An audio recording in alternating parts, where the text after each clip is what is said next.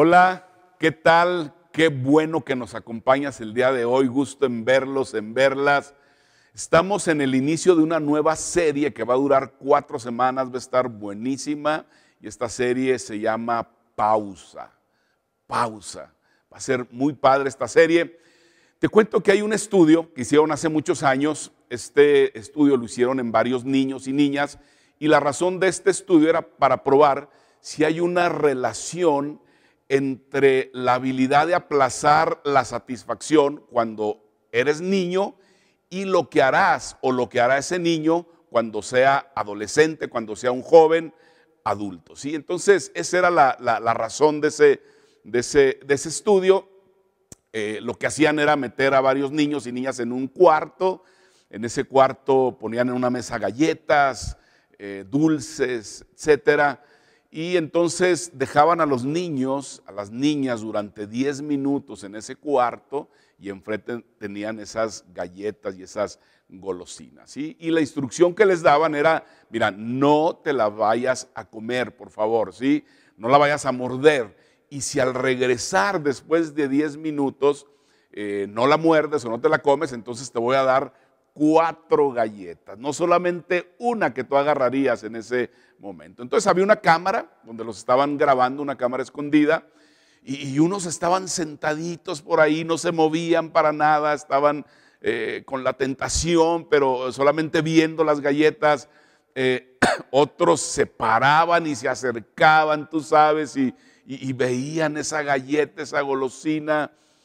Otros se acercaban demasiado, o sea, no hacia lo lejecito, ¿sí? Otros se inclinaban, veían, tú sabes, la galleta de un lado, de otro lado. Otros la tocaban solamente, pero no se la comían. Otros no aguantaban más y la mordían. Otros con la lengua solamente le daban una probadita así. Y otros de plano se la comieron. Esa fue la experiencia de ese estudio. Ahora, siguieron a estos niños que metieron en ese cuarto por los años para ver si había una relación entre su habilidad de aplazar la satisfacción siendo niños y luego entonces como adultos. Y hubo una correspondencia entre los niños que podían aplazar la satisfacción, es decir, que decidieron decirle no a comerse o a probar o a darle una mordidita a la galleta, y los niños que fueron jóvenes o adolescentes más tarde en la vida. Había una correspondencia total, ¿sí?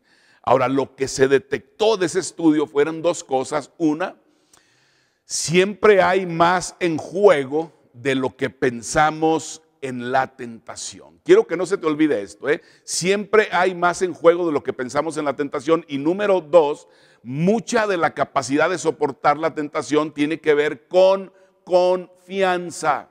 Confianza. Grábatelo bien, ¿sí? Y entonces, ¿confianza en qué? Dirás, bueno, en recibir algo más de lo que resistes, porque la instrucción era, si resistes y aplazas la satisfacción y no pruebas la galleta o el dulce, te voy a dar más dulces o más galletas. Entonces valía la pena esperar, porque si te quedaras sentado ahí por 10 minutos ese niño y luego regresar a la persona, regresar a papá o quien está haciendo este estudio y te dijera, ¿sabes qué? Te lo hubieras comido porque era tu única oportunidad, no te voy a dar más, hubieras aprovechado, entonces ¿para qué esperar? No valía la pena esperar. Ahora, en relación, o a la relación más bien, o a la tentación, diría yo, en relación a la tentación de todos nosotros, si tú y yo aprendiéramos a hacer una pausa, ¿sí?, justo en medio de la tentación,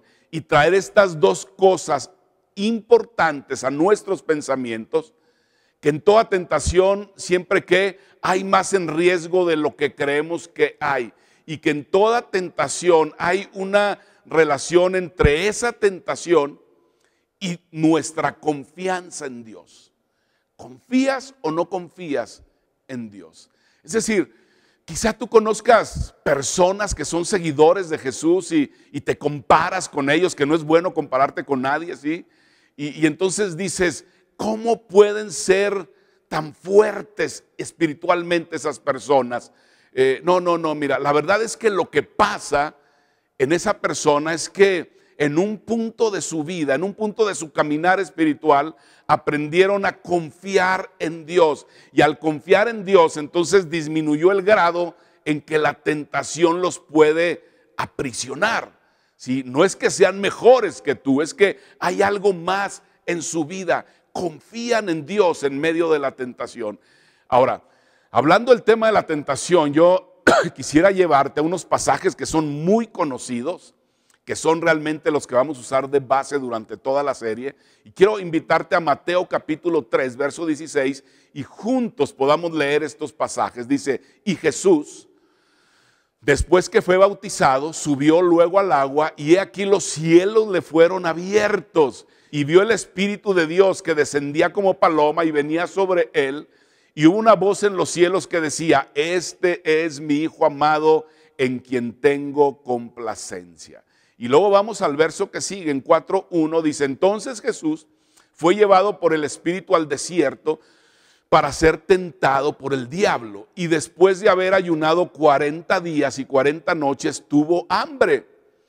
Y vino a él el tentador y le dijo, si eres hijo de Dios, di que estas piedras se conviertan en pan.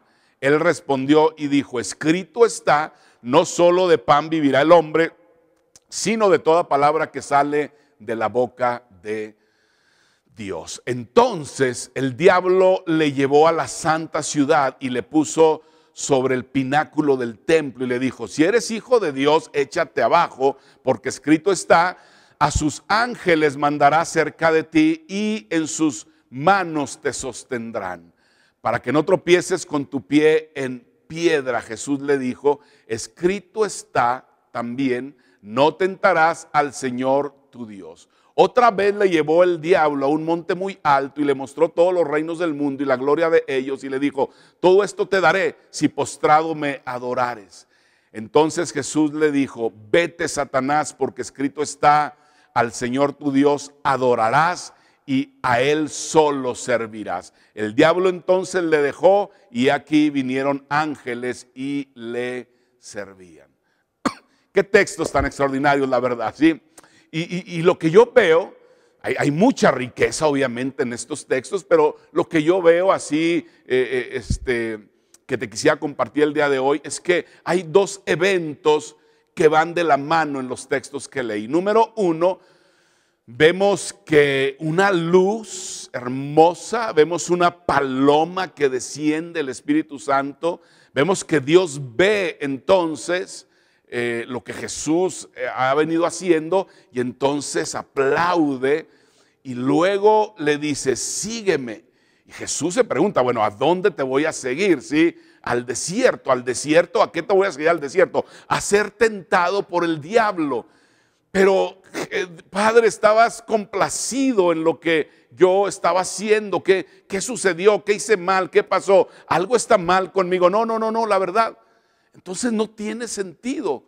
Vemos estos dos eventos, pero al ver la Biblia, la historia bíblica, vemos que lo hizo con Pedro, con Abraham, con Moisés, lo ha hecho contigo, lo ha hecho conmigo también. Y la idea, además, lo que leemos en el texto es que no fue por casualidad. El Espíritu lo guió, permitió de alguna manera que el diablo tentara a Jesús.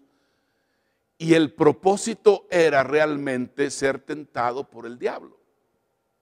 Es posible entonces que por eso a lo mejor en el Padre Nuestro Jesús nos dice, oren así, cuando oren a su Padre y digan, no nos dejes caer en tentación, ¿sí? Jesús diría, hey, yo sé lo que es estar ahí, me pasó a mí. No es broma, hace meses me pasó. Ahora, no es que Jesús en realidad ni siquiera, aunque fue tentado por el diablo, esa tentación no hizo mella en él realmente, ¿sí? Pero Jesús está ahí. Y entonces pasamos a lo que viene enseguida, que es extraordinario, porque lo que sigue es muy rico, fuerte. Vamos a descubrir que en los versos enseguida, que Jesús es tentado en tres formas específicas. Las tres, escúchame bien, tienen que ver con la confianza en Dios, la confianza que Él debería tener en su Padre Celestial y la confianza en que tú y yo debemos tener en nuestro Padre Celestial. Y además son el fundamento de todas las tentaciones que tú y yo vamos a experimentar o hemos experimentado en nuestra vida. Número 1, Jesús fue tentado a llenar una necesidad legítima de forma ilegítima. Es decir, una necesidad dada por Dios es legítima, pero llenarla o suplirla de una manera ilegítima, ¿sí? Nos ha pasado a ti y a mí, estoy seguro, y entonces eso es terrible, ¿sí? Número 2, Jesús fue tentado a tratar de aprovechar y usar a Dios para sus propios fines. Tú y yo lo hemos hecho todo el tiempo, tratar de aprovechar a Dios, tratar de usarlo para mi agenda personal, abusar de Dios en un sentido, aprovecharnos de Él, de su poder para nuestro beneficio. Número 3, tercer tentación, Jesús fue tentado a hacer trampa, a hacer algo correcto de forma incorrecta. Es decir, hacer algo bueno pero haciendo trampa, ¿sí? En desacuerdo al plan de Dios, en desacuerdo al agrado de Dios, fuera del carácter de Dios, fuera de los límites de Dios. Y entonces lo que vemos es que detrás de cada tentación están estos tres hombrecitos, estas tres pequeñas, si las quieres ver así, tentacioncitas. Y entonces cuando tú las conoces, cuando tú las exploras, va a disminuir el efecto, va a disminuir el poder que estas tentaciones tienen sobre nuestra vida. Siempre van a estar ahí, te lo quiero decir desde ahorita, ¿sí? Son parte de tu vida, son parte de la vida, pero al entender cómo operan, al entender cómo funcionan, vas a encontrar la fuerza, la fortaleza, el poder, vas a hacer una pausa y vas a decir, a ver, ¿qué está pasando aquí? Algo está sucediendo, ya sé lo que pasa, ya sé a dónde va esto, ya sé dónde va a terminar. No se trata solo del momento, no se trata solo de la tentación, se trata de algo más profundo. Sé de qué se trata en ese momento y por la gracia de Dios voy a encontrar la fuerza, la fortaleza para enfrentar más eficazmente la tentación que tengo todos los días. Mira, cuando Jesús murió en la cruz, no solo pagó por el pecado, sino que nos regaló, nos liberó del poder del pecado sobre nuestra vida. La voluntad de Dios es que el pecado ahora ya no puede enseñorearse de nosotros. El pecado ya no puede gobernar nuestra vida, ¿sí? El pecado ya no es tu jefe, recuérdalo, ¿sí? El pecado ya no es tu jefe, no te puede decir lo que tienes que hacer. Jesús destruyó el poder del pecado, no solo en el cielo, sino también aquí el día de hoy, en tu vida, en mi vida, y nos da esta increíble imagen de Jesucristo venciendo a la tentación y te da además a ti y a mí la pasión y el poder para que tú y yo podamos hacer lo mismo y vencer esa tentación diaria en nuestra vida. Ahora, en medio de la tentación, la tendencia es pensar que lo único que está en juego es lo que tenemos enfrente, ¿sí? Como el postre, como las galletas, como los dulces. Es como decir, ¿me lo como o no me lo como? ¿Le llamo o no le llamo? ¿Entro a ese lugar o no entro a ese lugar? ¿Invito a esa persona o no invito a esa persona? ¿Oculto la información o mejor hablo y digo la información? Y entonces cedemos a la tentación y terminas pecando y luego te sientes culpable y a la mañana siguiente la vida sigue igual y haces exactamente lo mismo. La persona que profesa el catolicismo va con el cura, se confiesa. La persona que dice, no, yo soy evangélico, entonces va y usa el verso de primera de Juan 1:9, ¿verdad? Si confiesas tu pecado, él es fiel y justo para perdonar tus pecados, lo haces directamente con Dios. El calvinista dice, no, pues ya estaba predestinado para eso. Y el del karma dice, no, pues es que es su destino.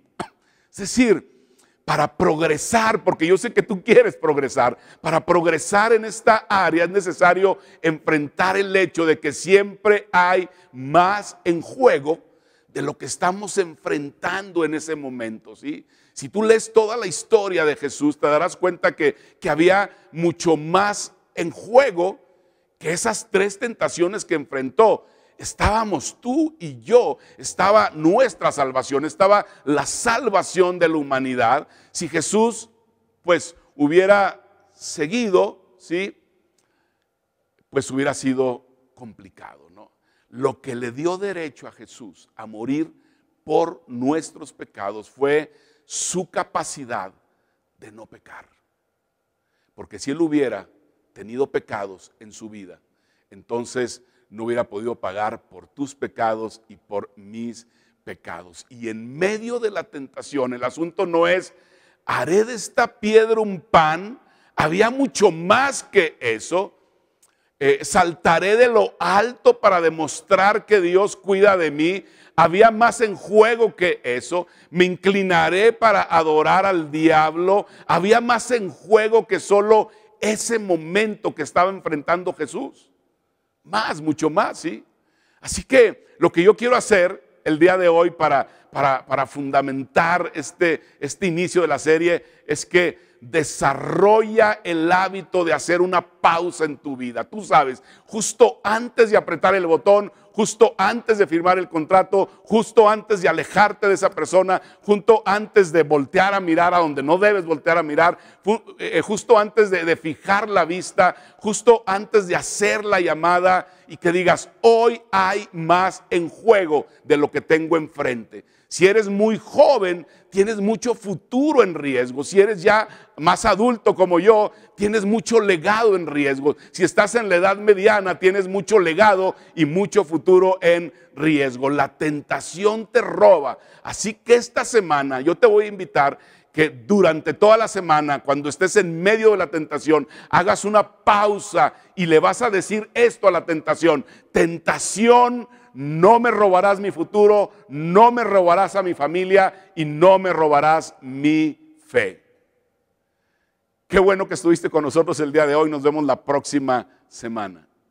Gracias por conectarte con nosotros. Te esperamos el próximo domingo.